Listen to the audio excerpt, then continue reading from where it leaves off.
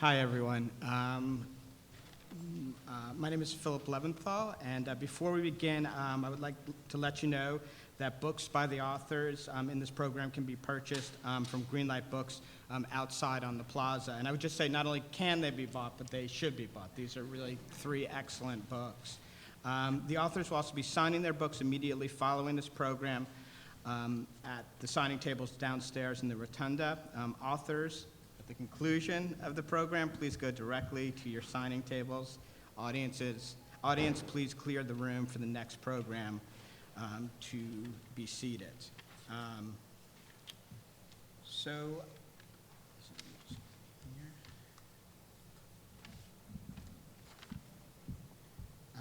I want to thank the Brooklyn Book Festival for asking me to moderate this event. Again, as I said, these are 3 really extraordinary novels by 3 amazing writers. All 3 novels take place in the years leading up to, during, and after World War II, and all 3 mix the stories of historical figures with those of fictional characters to reveal on an intimate scale the impact and emotional toll of war and its after effects. So in terms of the format, what I'll do is we'll have each author read about 5 minutes from their work. Then I'll ask some questions, and then I'll open it up to the audience.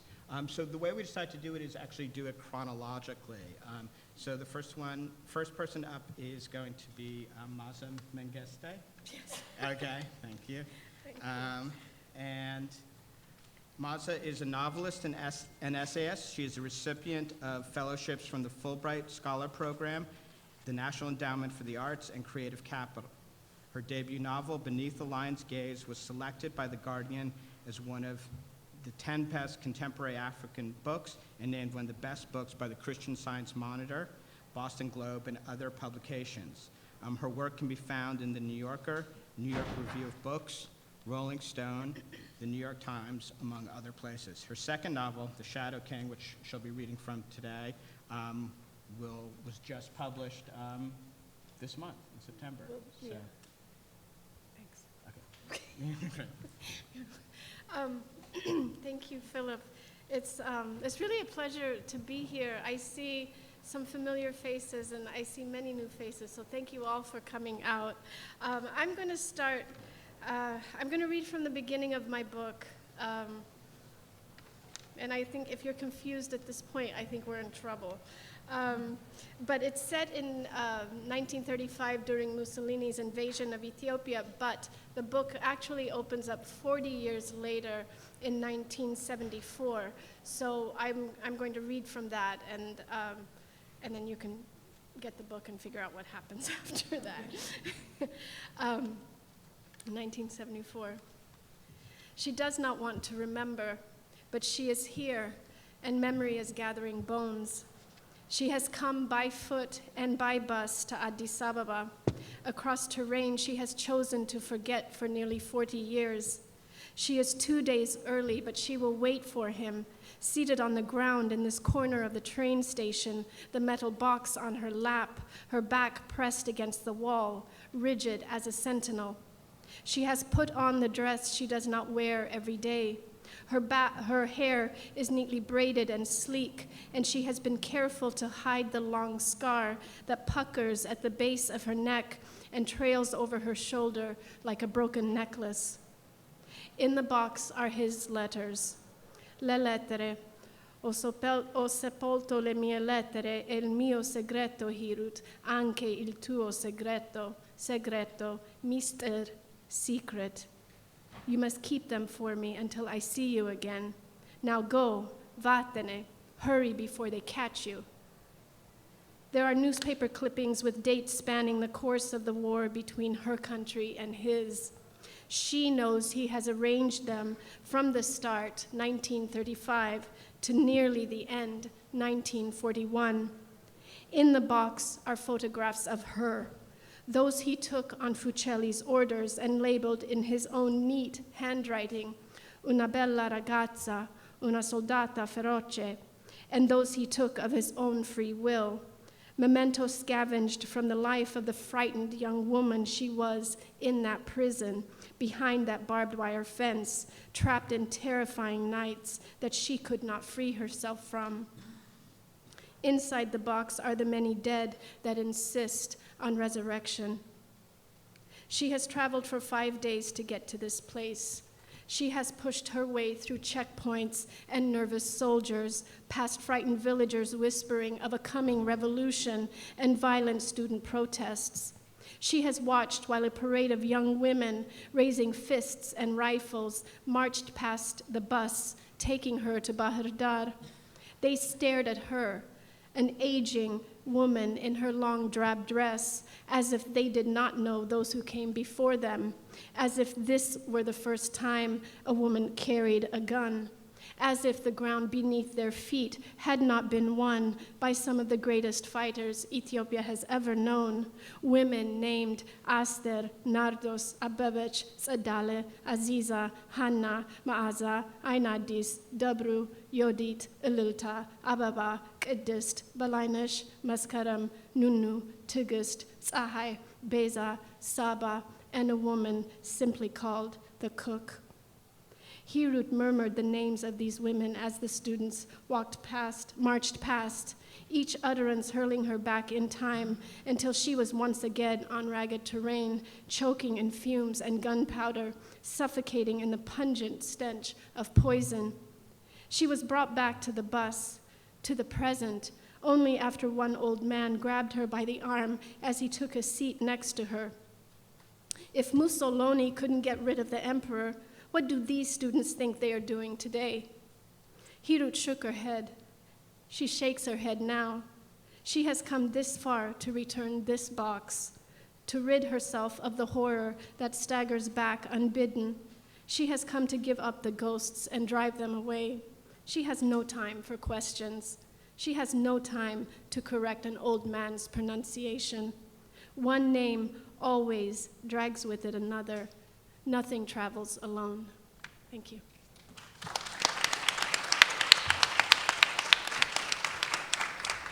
Thank you, Maaza. Maaza's book, again, takes place during the Italian invasion of Ethiopia in 1935 to 1936. Sort of moving ahead chronologically and onto the European continent, we come to Julia Orringer, who's the author of The Flight Portfolio. Julia Orringer is the author of 2 award-winning books, The Invisible Bridge, a New York Times bestselling novel, and How to Breathe Underwater, a collection of stories. Her new novel, from which she'll be reading from, The Flight Portfolio, has received rave reviews from Publishers Weekly and has also been praised by the Pulitzer Prize-winning author Andrew Sean Greer. Her books have been translated into 20 languages. She is a winner of the Paris Review's Plimpton Prize and has received fellowships from the Guggenheim Foundation, the National Endowment for the Arts, the Coleman Center at the New York Public Library, the Radcliffe Institute for Advanced Study at Harvard, and countless others. She lives in Brooklyn with her family. Julie? Hi, all of you. Thank you for being with us. Can you all hear me all right? So this is a novel, as we'll discuss in a little bit, about the New York journalist Varian Fry, who went to Marseille in 1940 to try to save writers and artists who had been blacklisted by the Gestapo.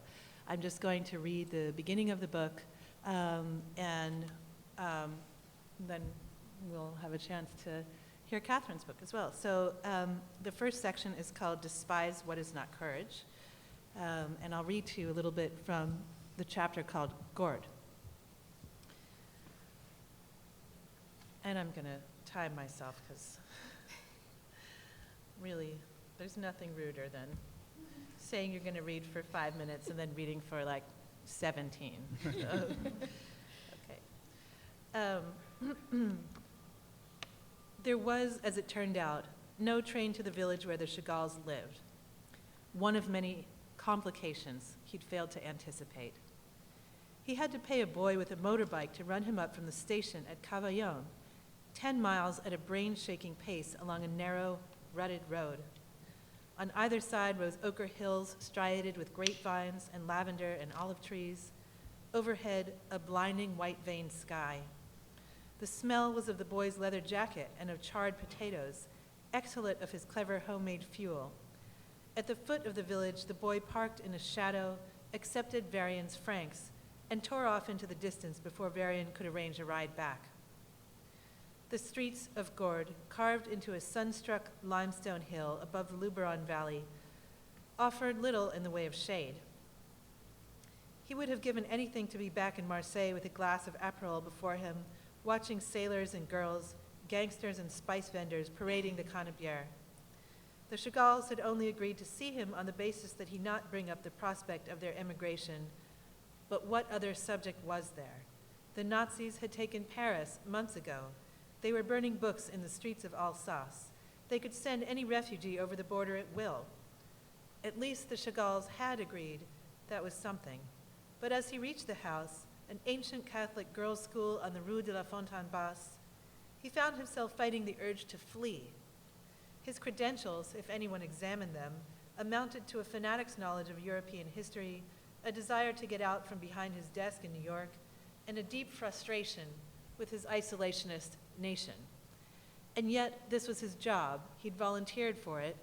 What was more, he believed he could do it. He raised his hand and knocked. An eye appeared in the brass circlet of the peephole, and a girl in a striped apron opened the door. She listened, strangling her index finger with one dark curl as he stated his name and mission. Then she ushered him down a corridor and out into a courtyard where a stone path led to a triangle of shade. There, at a bare wooden table, Chagall and his wife sat at lunch, the painter in his smock, his hair swept back from his forehead in silver waves, Bella in a close-fitting black dress too hot for the day. "Ah, Monsieur Fry," Chagall said, rising to meet him. The painter's eyes were large and uncommonly sharp, his expression one of bemusement. "You've come, after all. I thought you might. You won't forget our agreement, will you?" "All I want is your company for an hour." "You're lying, of course, but you lie charmingly." They sat together at the table, Bella on Varian's left, the painter to his right, he, Varian Fry, sitting down with the Chagalls. With Chagall, author of those color-saturated visions, those buoyant bridal couples and intelligent-eyed goats he'd seen in hushed rooms at the Museum of Modern Art. Bella filled a plate with brown, hard-crusted miche, soft cheese, sardines crackling with salt. She handed it across the table, assessing Varian in silence. "Had you been here a few days ago, we would have had tomatoes," Chagall said. "A farmer brings them up to the market on Thursdays. I'm sorry we don't have more to offer. The bread's a little hard on the tooth, I'm afraid. But c'est la guerre." "This is lavish," Varian said. "You're too kind." "Not at all. We like to share what we have." He gestured around him at the bare yellow stones, the rough benches, the shock of gold-green hillside visible through an archway in the wall. "As you see, we're living a quiet and retired life here at our little Dasha. No one will bother us here at Gord." "You have a studio," Varian said. "You are still producing work. That's what makes you dangerous." "Our daughter says the same," Bella said. "She's been saying it for months. But you understand, Monsieur Fry, my husband's reputation will protect him. Vichy wouldn't dare touch us." "With respect, Madame Chagall, I don't believe that for a moment. Vichy is subject to the Nazis' whims, and we all know what they're capable of. I've seen it myself. I was in Berlin in '35, sent by the magazine I worked for. My last night in town, there was a riot on the Kurfürstendamm. The things I saw, men pulled from their shops and beaten in the streets, an old man stabbed through the hand at a cafe table, boys dragging a woman by her hair. These things happened in Germany," Chagall said, his tone harder now. "They won't happen here, not to us." "Let me speak to my friend at the consulate," Varian said. "Ask him to start a file for you at least. If you do decide to leave, it might take months." Chagall shook his head. "My apologies, Monsieur Fry. I'm sorry you had to come all this way in vain, but perhaps you'd like to have a look at the studio before you go. If you've finished, that is." Varian couldn't speak. He could scarcely believe that a person of Chagall's intelligence, a person of his experience, could fail to see what he himself saw clearly. Chagall rose and crossed the courtyard to a set of 10-foot-high blue doors, and Varian got to his feet. He nodded his thanks to Bella, then followed Chagall across the broken paving stones. Beyond the blue doors was a long, high-ceilinged room with a wall of windows, the former refectory of the girls' school. Canvases lay about everywhere, and for long minutes Varian walked among them in silence. As well as he knew the painter's work, he had never seen it like this, in its pupil state, damp and mutable, smelling of turpentine, raw wood, wet clay. From the canvases rose ghost-like images, a grave-eyed Madonna hovering above a shadowed town, serenaded by cows and angels, crucified Christ wrapped in a prayer shawl, his head encircled by grieving sages, a woman kneeling beside a river, pressing a baby to her chest, clusters of red and white flowers rising like flames. It's no small matter to cross an ocean, Chagall said. More can be lost than canvas and paint.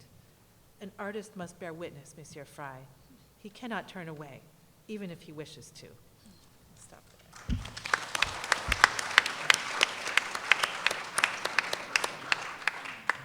Okay, so moving from the war in Europe in 1940, we come to Catherine Chung's novel, The Tenth Muse, which is set during the 1960s, and its main character, Catherine, is a mathematician who has to navigate the academic world of mathematics, which was not particularly friendly to women at that time, but at the same time, she's learning more and more about her family and her mother and father, who kind of came together during World War II under extraordinary circumstances. Catherine Chung is the author of The Tenth Muse, from which she'll be reading from today, and Forgotten Country, which won an honorable mention for the PEN Hemingway Award.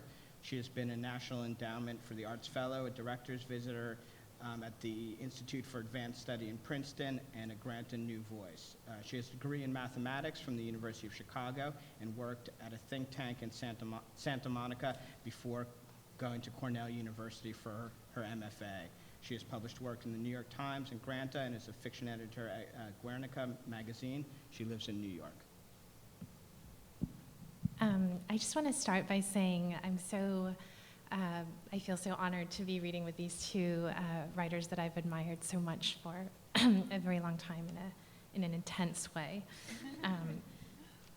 And yeah, so my book is about a mathematician who's sort of trying to figure out things about her family and her roots, I guess, in World War II, and she's simultaneously working to solve a math problem using a theorem that has sort of a history that also reaches back to World War II. I was really interested in the way in which science moved, and scientists, both science and scientists, moved from Europe to America because of the war. So I'll be reading from the beginning, or near the beginning.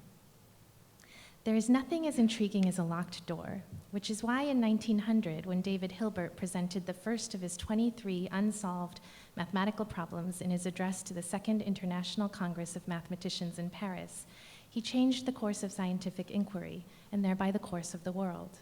23 locked doors to beguile the foremost minds of his time. 23 locked doors to stand in front of and circle throughout the century. To this day, 12 of these problems remain unsolved. In my youth, I dreamed of scaling the heights myself and drawing forth a solution, as gleaming and perfect as Excalibur. One day, I told myself, I would open one of Hilbert's fabled doors, join the honors class of mathematicians who have conquered one of those 23 problems, whose names will be known throughout time. I've lived long enough to know now that no matter what one's contributions, one falls in and out of favor. For now, I am in the amusing, slightly awkward position of finding that while my reputation is on the rise, my actual presence, my opinion, my thoughts are less relevant than ever. I'm invited less and less to participate in things that involve actual math. Nobody asks me to advise or work with them anymore. I suppose everyone is waiting for me to die. Certainly no one expects me to be on the cusp of a new discovery, but here's a secret. I recently found a key to a door that has long been hidden, a mystery I feel I was born to unravel. And not just any mystery, but a door that could lead to the solution of part of the 8th and most famous of Hilbert's problems, the Riemann hypothesis, which predicts a meaningful pattern hidden deep within the seemingly chaotic distribution of prime numbers. I've told no one yet because I know that until I have all the evidence in order, I'll be laughed at, the same as if I suddenly announced I'd fallen in love. At my age, All passions look foolish to outside eyes. If I were a man, it'd be different. I don't mean that as an admission of envy, but as a statement of fact. Because who has time for envy anymore? The days speed by so quickly, gaining momentum with each passing month. All my life, I've been told to let go as gracefully as possible. What's worse, after all, than a hungry woman, greedy for all that isn't meant to be hers? Still, I resist. In the end, we relinquish everything. I think I'll hold on while I can. My recent discovery is rooted in the work and time of another mathematician named Emmy Noether and those who orbited around her. It was during her time that we began to anticipate how complex things might get without yet being entrenched in that complexity, like standing on the brink of chaos. And what company she stood with on that very brink. It was the time of Bohr, of Heisenberg, Wittgenstein, Gödel, Einstein, and Turing. Quantum mechanics was being born, as was modern atomic theory, relativity, the computer, the uncertainty principle, the black hole, and the nuclear bomb. It was an exciting time, but everything was in disarray. There was the rubble of creation, the rubble of destruction. We were at the heights from which we imagined we could see everything, not just what we knew, but all the possibilities as well. A theory explaining everything, and its inverse, the collapse of science, of language itself. We were on the brink of understanding God or killing him forever, we didn't know which. Exhilaration and dread came together, and the knowledge that no great discovery can come without bringing an equivalent terror. It was around that time that Schilling and Meisenbach exploded onto the scene with a brand new theorem that dazzled everyone who read it and seemed to sketch a possible opening to the Riemann hypothesis, a hypothesis mathematicians say is too beautiful not to be true, and others say would be akin to proving the existence of God. This theorem captured the attention of every major mathematician who mattered then, and was quickly labeled a triumph for the side of order and beauty, an attempt to knit together the chaos. And even after the proof was reviewed and tested, after a public cheer went up, even after Einstein himself made known that he would like to shake their hands, neither Schilling nor Meisenbach stepped forward. It eventually became known that Meisenbach had been a student of Noether's at the University of Göttingen before she was exiled. Though he'd remained there in Göttingen through the war and afterward, his partner Schilling had disappeared shortly before publication of their paper. In deference to his partner, in silent vigil, Meisenbach refused to appear for any of the honors offered to him, and he never spoke of the man who'd co-authored what would become his greatest contribution to the field. Instead, he waited for word or news of Schilling's whereabouts, but word never came. And so Schilling vanished and Meisenbach silent were both forgotten, lost to the turmoil of the times. It would be shocking how quickly this happened, but they were working during one of the most exciting times for science and also the most dangerous. The world order was changing on every level. To quote Newton, for every action there is an equal and opposite reaction, and the earnest idealism that had briefly ignited the hearts of students all over the continent of Europe in the aftermath of the First World War had been overtaken by fury and nationalism. The sky was opening, the gods had fallen, fascism had gained its foothold. Mussolini was leader in Italy, Hitler was on the rise in Germany. The mood of the times was turning murderous. And so the war came, and bombs were dropped, and schools were closed, and the Jews and the homosexuals, the dissidents and the handicapped were led away as their neighbors watched on, and so many were killed. Emmy Noether was the first of the mathematicians in Göttingen to lose her job, and she went to America to live and work, where she died very soon after. And Göttingen, that haven, that bastion of mathematics and science, was overtaken by Nazis. Courant was gone, Klein was gone. Everyone who could escaped to England or America. When asked what would happen to the famed mathematics department, now gutted, Hilbert responded, "What mathematics? There is no mathematics in Göttingen anymore." And such was the loss in the realm of mathematics and science, and such was the loss in the world, that no one noticed too much when both Schilling and Meisenbach were forgotten.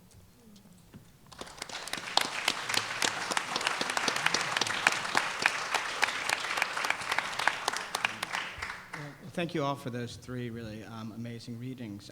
So one of the first questions I want to ask is, obviously all of these books take place or have sort of the effects of World War II, and Maaza's, your book comes a little bit before sort of the conflict in the Pacific or the Atlantic. And World War II is one of these things that I think is shrouded in a lot of sort of mythologies, particularly in this country with the idea of the greatest generation and so on. And all of your novels in different ways kind of recover different voices or provide a different perspective on World War II. And I was wondering if maybe each of you could just talk about that briefly, and maybe Maaza, you could start. Yeah. You know, a lot of historians say that the conflict between Italy and Ethiopia that began in 1935 was the first real war of World War II. But then it's also interesting how many people don't know about it, and how everything else that happened once Hitler invaded Poland overshadowed anything that had come before it. You know, just out of curiosity, for the last couple of weeks, I have been looking up the front pages of different newspapers for 1935. And ironically, Saturday, what is today? Saturday, September 22nd, 2019. Well, in 1935, it was also Saturday, September 22nd, 1935. So it's coinciding with days. So I figured, let me see what's happening on this day in 1935, which was also Saturday, for example.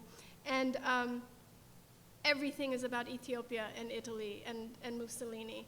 And in fact, Hitler gets the second page or third page of a lot of these newspapers. It's the rumblings are starting, but you know, America is trying to maintain its neutrality. And trying to figure out what to do, and the League of Nations is really terrified of Mussolini because they see Hitler gaining power, and here's this small country that Mussolini wants. And today, September 22nd, 1935, Britain and France have said, maybe we just give it to him.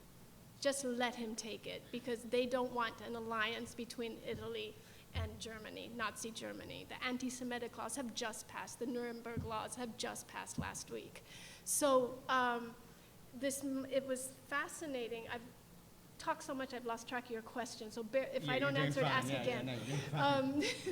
But it's fascinating to me to find the ways that history leaves these gaps. And they're not even really gaps. It's at some point they were known, and now they are no longer known. And this is how erasure and forgetting begins, with something you knew, and then it's not known anymore. So I, as someone researching this period, I have been completely fascinated with things that I didn't know, but things also that I thought I knew, that this is a war in Ethiopia fought primarily by men, and the women followed, to suddenly discover, wait a minute, here in the headlines, literally in the New York Times, September 12th or 13th, 1935, here's a woman, that, you know, a legion of women that just enlisted to go to the front lines with their Mauser rifles.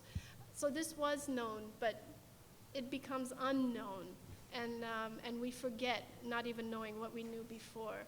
So it's, jump in if I'm not answering, but no. To me, the part about writing this is also realizing that I had to begin with a certain framing of history, of how was I going to understand history. And I realized that history is a series of narratives that are created by human beings who are fallible and biased. And the minute I could do that, I gave myself freedom to start pushing against and challenging history. And also understanding and in my book that my characters will be challenging each other's own ideas of what history is. And Julie, I mean, your book is about Varian Fry, who's a known historical figure, but yet, I mean, what were you trying to do in telling the story in the way that you did to kind of reveal a new way of thinking about, you know, World War II and the situation with refugees? Yeah, well, despite the fact that, despite the fact that Varian Fry is a known historical figure, I quickly found that he was not very well known. One of the things that I very much wanted to do with this novel was to educate people about who he was and what he did and the change that he wrought in 20th century art. Although I don't think I ever consciously, I don't think I made a decision about the novel as a medium for education. It was more that I was fascinated by this guy, and I thought, why don't more people know about him? And not only that, but why don't more people know about the exclusionary policies that the United States had in place against the entry of refugees at that time? I think anyone who lived through that time certainly knows about that, but we who were born after that time and for whom that was not ever current events, I think a lot of us were surprised to learn just how narrow the aperture was in our borders for those who desperately needed to come here. And so that was also something that ended up being quite central to the telling. And then one final element that I felt was really quite important, and that some of the fictional lines of the book ended up illuminating, I hope, were the moral questions around who Varian Fry actually was saving. He had a limited amount of money because his organization here in New York, though it had been successful in raising funds, certainly didn't have millions and millions at its disposal. He certainly had a very limited number of visas to offer to the refugees, and his time in France was tightly circumscribed. He didn't know when he was going to be kicked out of the country. Given those limitations, he had to constantly make choices about who he was going to save. The difficulty of those choices ended up being one of the primary subjects of the book, and one that fiction helped to illuminate. Catherine? Sure. When I started writing this book, I didn't know how interested I would be in World War II, actually. I set out to write about a woman mathematician. I was really interested in the 1960s when the civil rights movement and feminism, changed sort of intellectual life for women. They started, it became illegal to discriminate, for universities to discriminate on the basis of sex, so they started hiring women to be professors in a way that they hadn't before. And so I really entered the book knowing that I would be writing about a woman of a certain time. And what I learned as I was researching sort of the history of women's education in America and also the history of science in America, what I discovered is that we owe such a tremendous debt to these refugees, actually, that came over to America from Europe. Before that, they completely transformed science as it was studied and practiced. And I learned all these really fascinating things. So nuclear fission, which is the basis of the nuclear bomb, which was obviously very important during World War II, had been theorized actually by a woman. Actually, before it was theorized later, and Fermi had done this experiment, and a woman named Ida Nodak had noticed that there was this error that he explained in this way that she thought was wrong, and she said, actually, it seems to me that the right explanation could be that these atoms are splitting. And she was mocked, just routinely mocked by the entire scientific community, who basically, and there's still a certain amount of controversy, I guess, around her name, because what's remembered is not why she was mocked, but that she was mocked. And then later, there was another woman who I think experimentally showed something that indicated nuclear fission, and it was ignored. And I think about 10 years after the first, before Ida Nodak sort of theorized nuclear fission, the guy who ended up winning the prize for discovering nuclear fission was the guy who had sort of led the ridicule.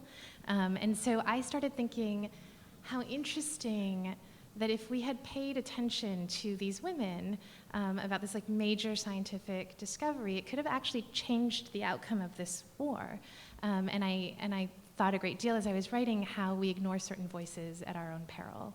And so that was something that became, I guess, a big part of the book, or one of the things that I was trying to discuss, but it wasn't something that I guess I set out to do.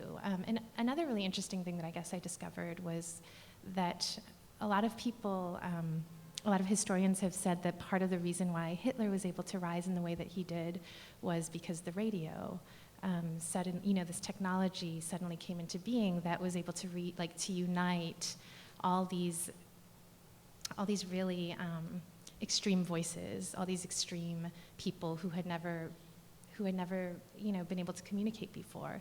And so I was also sort of thinking about this boom in technology that we were in the middle of, in this world, in this country, in this world, and how it paralleled this boom in technology, and like these massive strides that we were making in science at the time that we're also making now, and how there was this like extreme backlash at the same time. And so I became really interested, I guess, in the ways in which the two times seem to be speaking to each other. That remark you had about technology, that's sort of a nice segue into something else we were talking about a little bit before. To what extent are these histories, do you find sort of resonant with issues that are going on today? Do you sort of see the books, the novels that you do as a sort of historical artifact, or, and I don't think they are, they do kind of have a relevance for today, and how do you see your novels kind of addressing, or what does this history and the fiction that you've created kind of speak to our present times? I like to say that I was writing this book when we were still a democracy. But sorry. But what's been really interesting is that in the course of writing it, it took a little while to write this book. So we were in one administration, and then came election season, and I'm still working on fascism and researching all this and watching Mussolini's speeches and all of that. And then we move into this new administration that we have now. And it's been an uncanny and an uncomfortable resonance that I have felt writing the book, reading it, going through edits as things have been changing in the world. And I think that maybe one of the more profound moments I had with that was when the Women's March was here, so many of us were part of the Women's March, and I was marching like many other people, and I happened to look across at some point in the crowds, and I see two other women, Ethiopian, and we kind of waved and hailed to each other and then started walking together. And it was at that point it hit me that, my God, we're doing what our grandmothers did when the fascists were coming into Ethiopia. And now, who would have thought that we would be marching at this point in 2016, 17, 18? I can't remember, but at that point. And I think the one thing that I've also realized is that there's nothing new. There is really nothing new. Everything has already happened before. And what I have been finding, and as distressing and depressing as that gets, is that I am continually finding in research, in just stories people tell, but that are confirmed, these moments and these pockets of resistance and generosity and kindness to each other that surpasses certain moments. I'm thinking just, your book about Fry. I remember way back in my research going through, looking at what was happening in France and coming across this story and thinking, my God, this man was absolutely incredible. And thinking, at some point I had this thought of, God, where are those people now? And then, looking at a news on television, and then I'm suddenly, wait a minute, people are doing this now. There's a French man who continually was getting put in jail for helping migrants and refugees who just happened to cross his farm, and he's like, hell yeah, I'm gonna help them. You can arrest me if you want. Or we have these boats in the Mediterranean that are refusing to let people drown, and putting them on those boats and offering assistance. So these things happen, and they are happening now. And I am naive enough. I feel like every writer who's writing about war or brutality has to have this level of naivete and optimism in believing that these things make a difference. Or I don't think I could function as a writer or maybe a human being right now, that I truly believe it makes a difference. And so we hear these things, but one day we are going to hear about Mr. Fry. We are going to hear about that, but we're not hearing it now. And you know, it's interesting, Kathy, like your work with these mathematicians and these women who were silenced, we're going to be hearing about them. Like, we're going to hear about these stories. We're going to hear about these kids who were separated from their families and then become these mathematicians that can then tell their stories. And so these pockets of, I call them kindness and generosities, I think it makes a difference. Yeah, and we can absolutely see people who are taking the kind of steps now that that Fry took at that time. I mean, I think one of the things that's most remarkable about what he did was how little experience he had to go upon. When he went to Marseille in 1940, Varian Fry had never done relief work of any kind. He had never assisted with emigrations. He had never done any kind of contra-legal work to get people out of a country under peril of death. And yet he saw that there was a need. He was highly educated in the political systems of Europe. In 1935, he had gone to Germany to spend 3 or 4 months there to see on the ground what was actually taking place as he assumed the editorship of a magazine here that dealt with current events in Europe. So, but he did not have direct experience doing what he was doing. And he essentially, more or less overnight, went from being a private person to being a public person, somebody who was living his own life quietly, writing, editing, and seeing his friends in New York and carrying on the ordinary activities of a private life, to somebody who was 24 hours a day serving others, living for the survival of others, carrying out the directives of an organization. We have seen people whose lives have taken those drastic turns recently.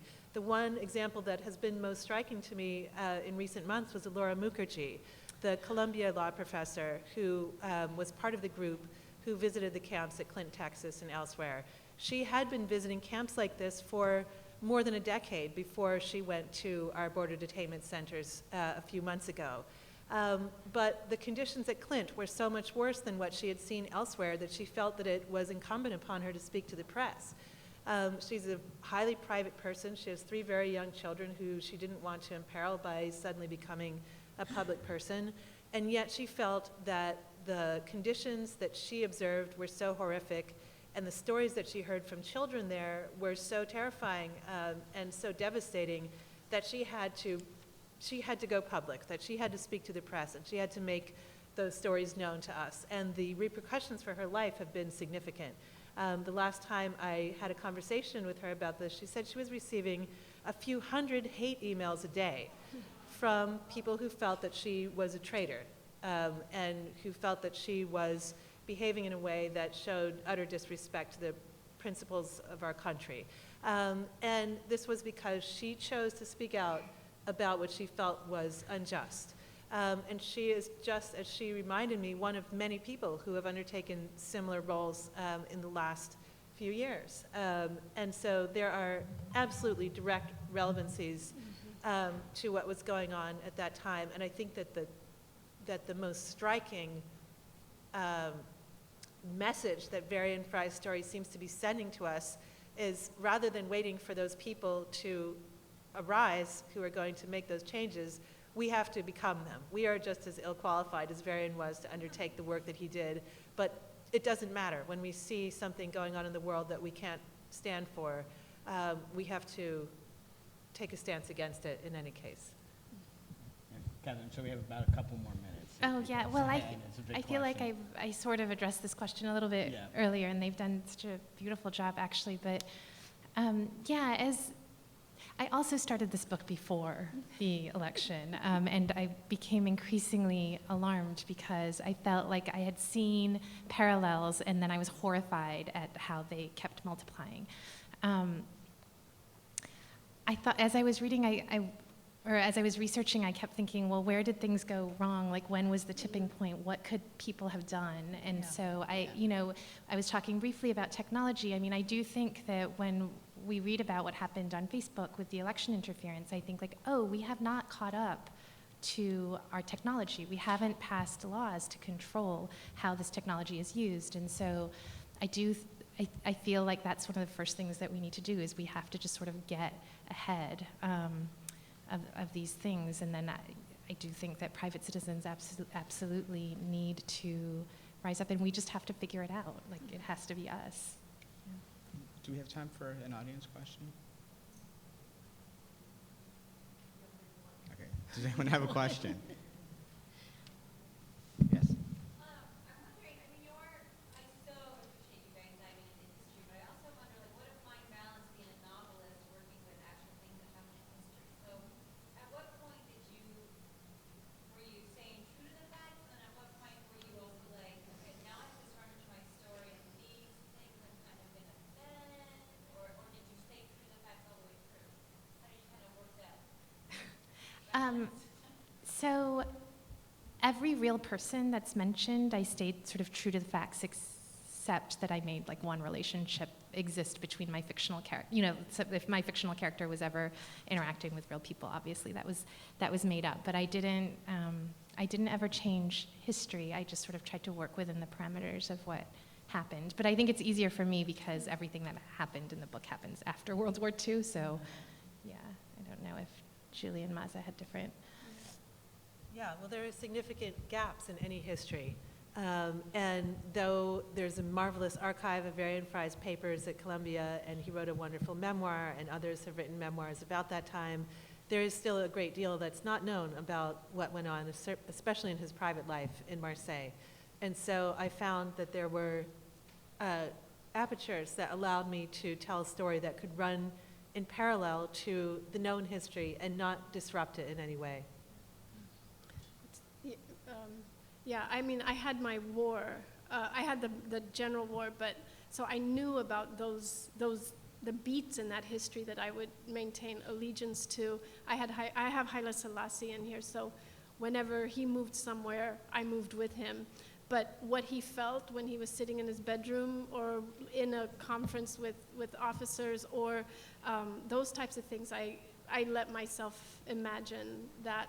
And these women were not based on specific historical characters, but they were based on the women soldiers. They were based on people that I knew existed, you know, and including one in my own family. So I could move into that with confidence, even though I may not know the details of everything. Well, thank you all. That was really amazing. Really appreciate it. So just as a quick reminder, the authors will be now signing their books in the rotunda downstairs. Greenlight Bookstores selling their books on the plaza. Authors. Oh my God! Thank you, Philip. Yeah.